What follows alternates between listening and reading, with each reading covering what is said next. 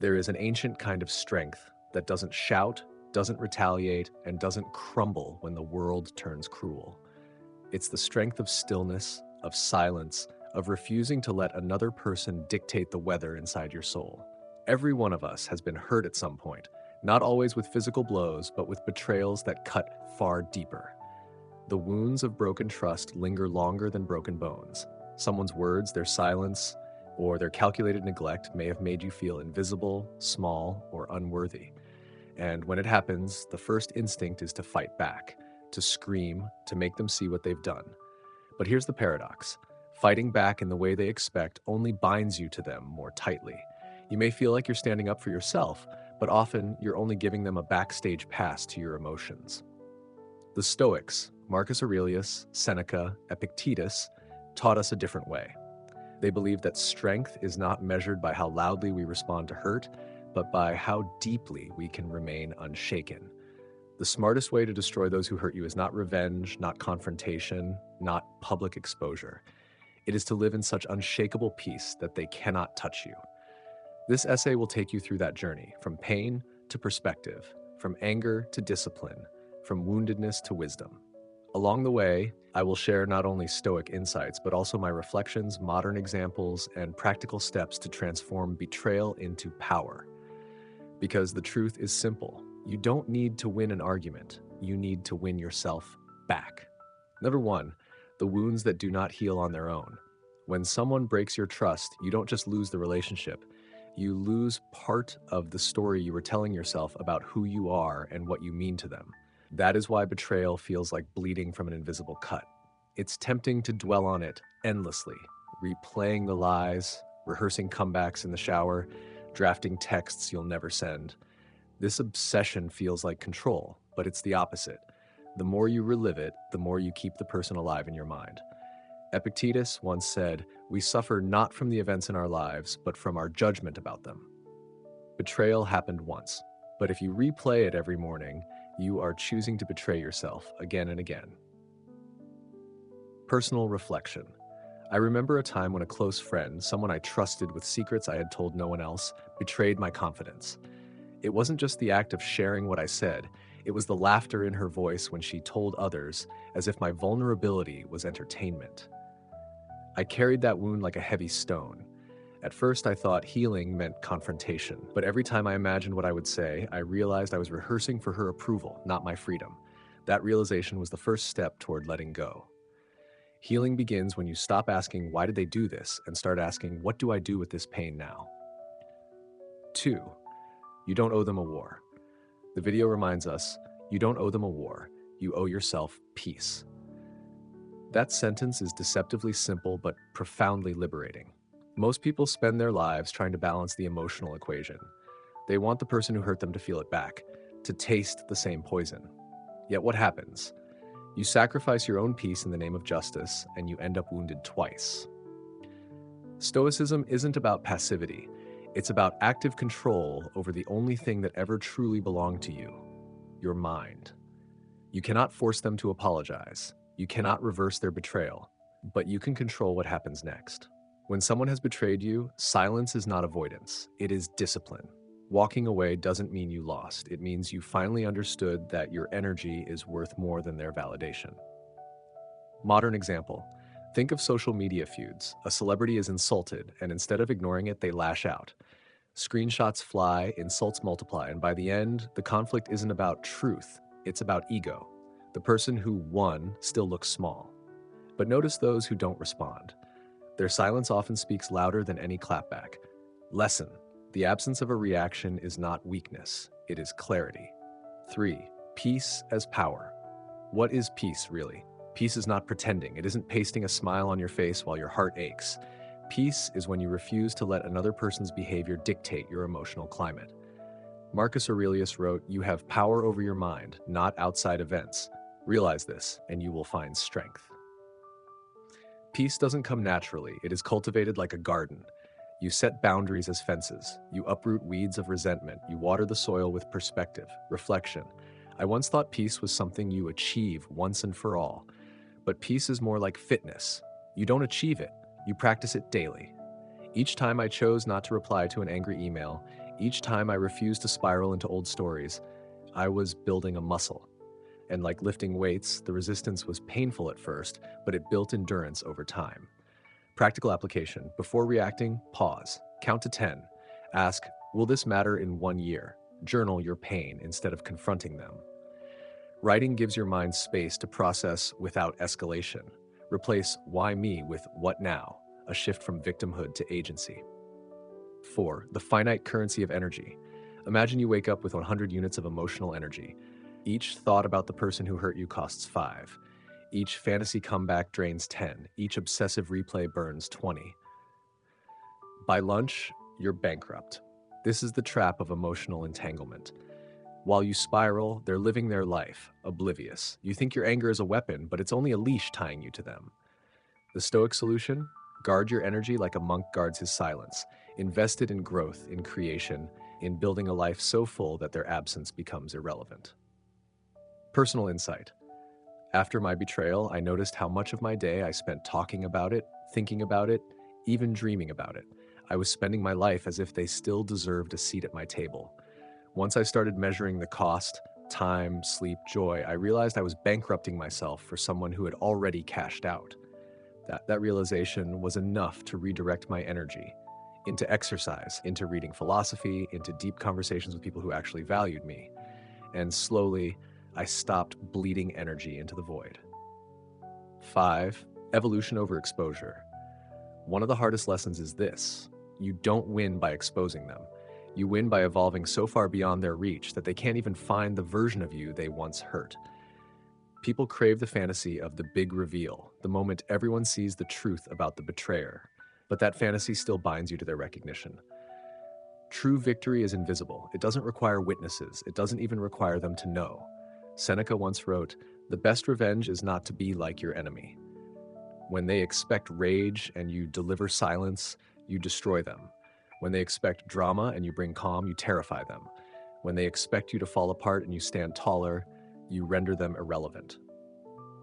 Reflection. At first, silence felt like losing. I wanted them to see how much they hurt me.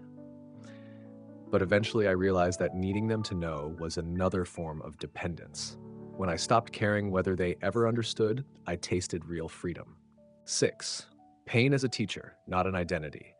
The human mind loves loops. It replays betrayal like a broken record. Why did they do this to me? Was I not enough? Do they even feel guilty?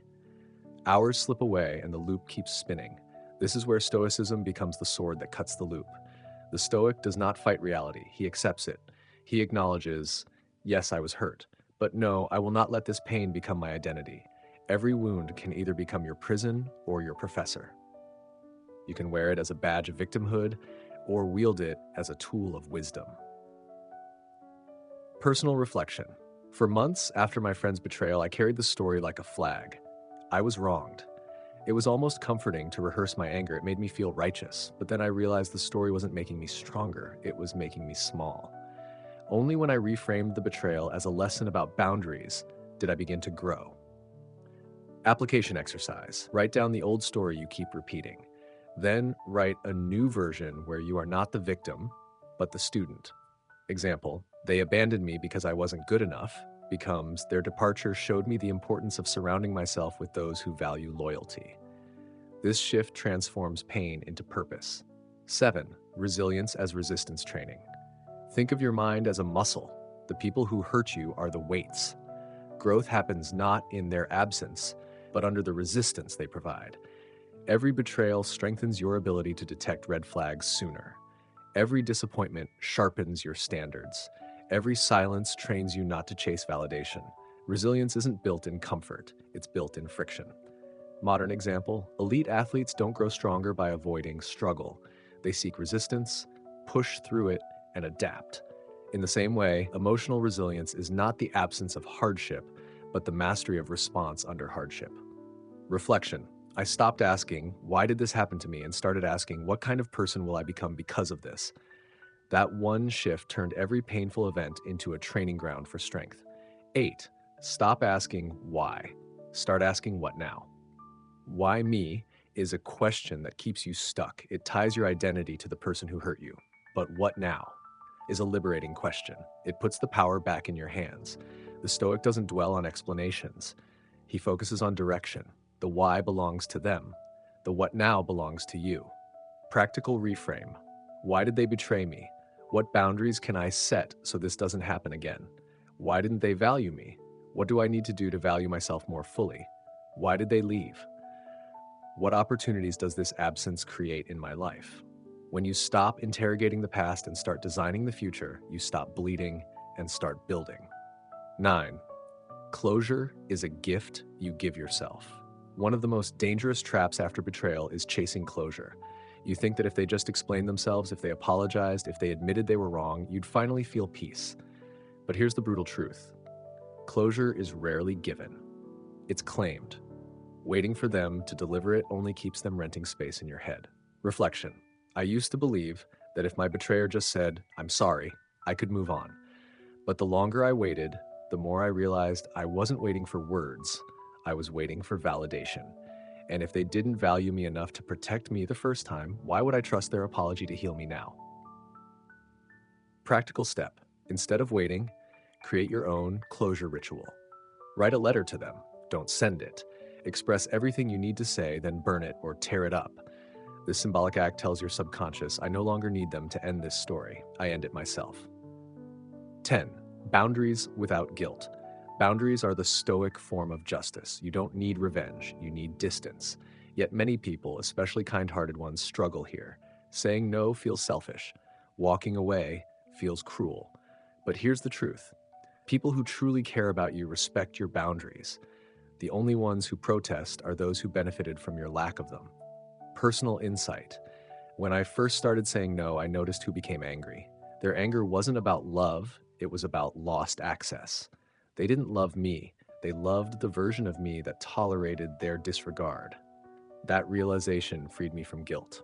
Practical boundaries. You don't owe everyone a response. You don't owe everyone access to your emotions. You don't owe anyone a second chance to break you. Boundaries aren't cruelty, they're clarity. 11. Detachment with dignity. Toxic people thrive on reaction. They crave drama because it validates their significance. When you scream, argue, or plead, you feed their ego. But when you detach quietly, you starve the cycle. Detachment with dignity means no public drama, no cryptic social media posts, no attempts to prove your worth. It means leaving without noise, without explanation, without needing them to notice. Reflection. At first, silence felt like surrender, but I learned that silence is louder than words. The absence of reaction unsettles those who thrive on control, and most importantly, it preserves my peace. 12. Forgiveness as freedom. Forgiveness is not about letting them off the hook. It's about unhooking yourself from their drama. When you hold on to anger, you carry them into every room you enter. Elizabeth Kenny said, "He who angers you conquers you." If their name still ruins your day, they still own part of you. Forgiveness is choosing to stop carrying the weight. But remember, forgiveness does not equal reconciliation. You can forgive and still keep your distance. You can forgive without giving them a second chance. Personal note, I forgave my friend eventually. Not because she asked, but because I was tired of feeling like a prisoner to her memory. Forgiveness was not a gift to her. It was oxygen for me. 13. Peace as the ultimate revenge. Most people think revenge means making the other person suffer, but true revenge is peace, living in such serenity that their actions no longer touch you. Revenge is loud, evolution is silent. When you no longer need them to notice your growth, you've won. Reflection. Years later, that friend crossed paths with me again. I was thriving in career, relationships, and self-confidence. She seemed surprised. I realized I didn't need to show her what she lost. My life itself was proof. And the best part, I didn't even care whether she noticed. That indifference was the sweetest victory. 14. The discipline of daily peace. Peace is not a one-time achievement. It's a discipline you cultivate daily. The Stoics practiced premeditatio malorum, anticipating hardships so they wouldn't be surprised when pain arrived.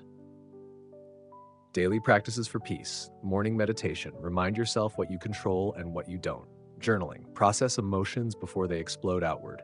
Breathing exercises. Anchor your body when anger surges. Evening reflection. Review where you reacted well and where you lost control, and commit to doing better tomorrow. Like a muscle, peace grows through repetition. becoming untouchable. The ultimate goal of Stoicism is not to avoid hurt, but to become untouchable by it. This doesn't mean you feel nothing.